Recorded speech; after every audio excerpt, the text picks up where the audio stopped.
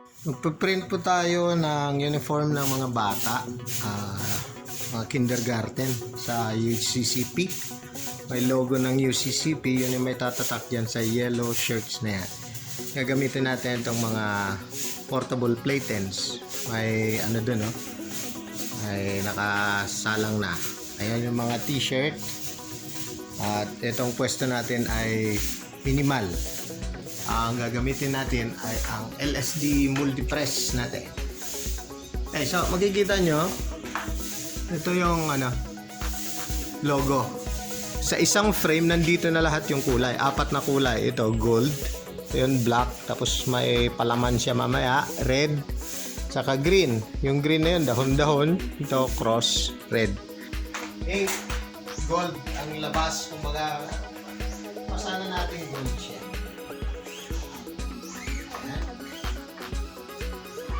Flat. Tapos. Sali. Ito yung outcome niya. Yung ano po niyan, yung distance yan, consistent na natin yan para meron siyang distance na 1 inch. Konting-konti lang ang higit sa 1 inch. Tapos, ano natin yan, ilalagay natin doon. Okay. Ito. Nilagay natin ganyan, may magnet po dyan. At pag may alog siya, at ngayon wala naman, halimbawa lang na may alog, ilalagay nyo sa isang side para pag nag-second color, yun yung consistent na paglagyan. May guide tayo kung saan ilalagay ito niya. Lagyan ganyan, pinutik doon, binaba. Okay. Flat para hindi matigasan, itaas. Pwede ganyan, pwede rin mas mataas. Oh, yun. Pero okay na yung mas mababa. Gawin tuloy natin.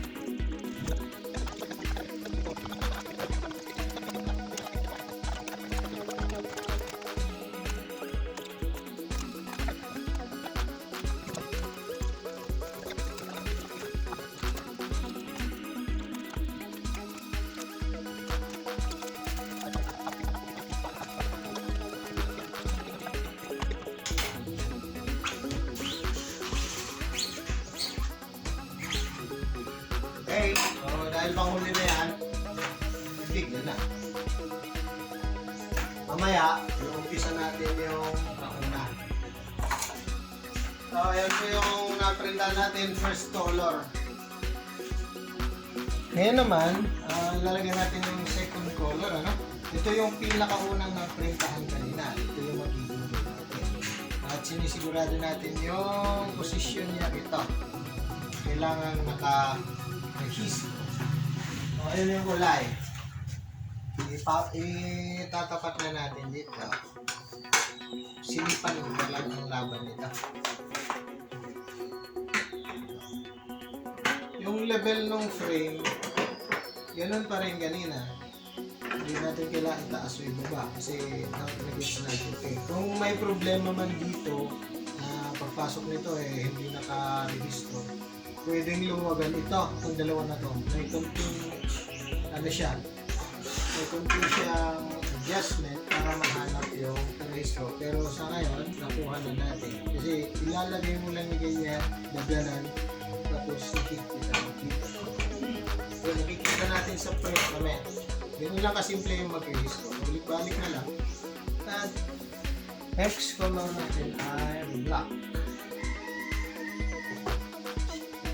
Ready na ang black.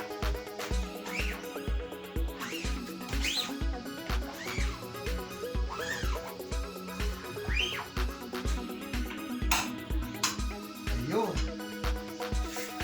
Natin Ayun na siya. May shadow na siya. Ganda, no?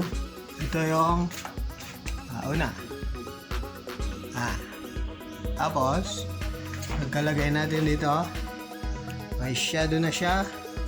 Highlighting na yung mga bangka tsaka yung sa libro. So, ganyan lang siya. Let's go!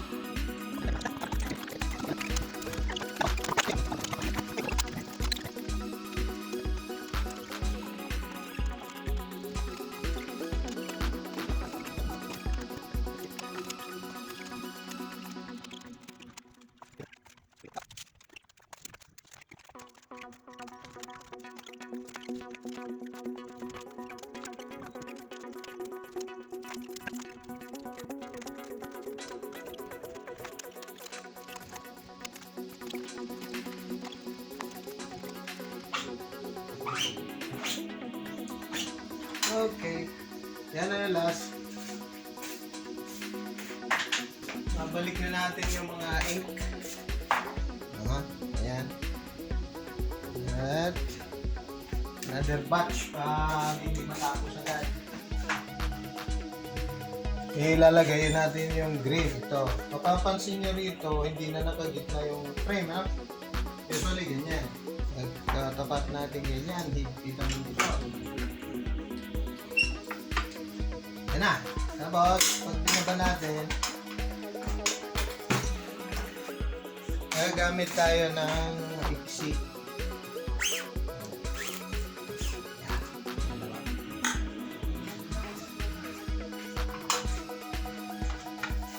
Hitam. Ayan na siya.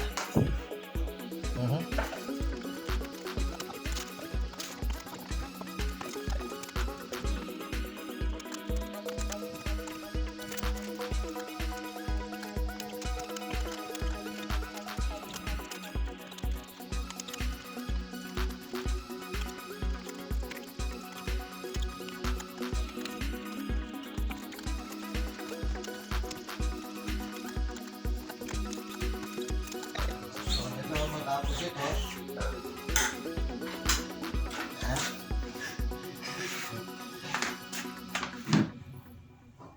tatlong kulay na siya.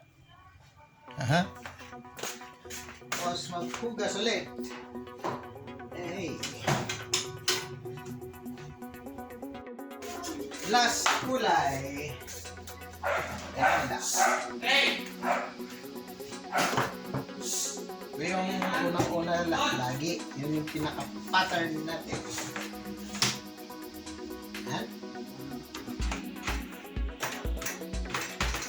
Dapat mahigpit yung mga plaka para hindi lumipat.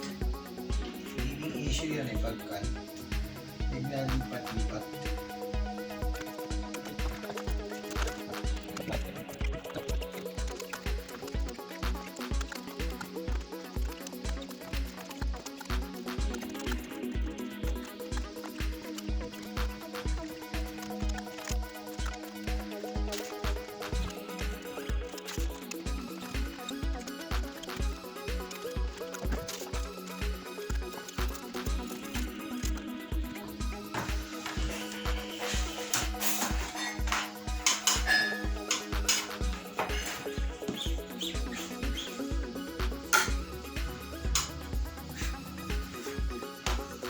Yan po ang kabuuan niya.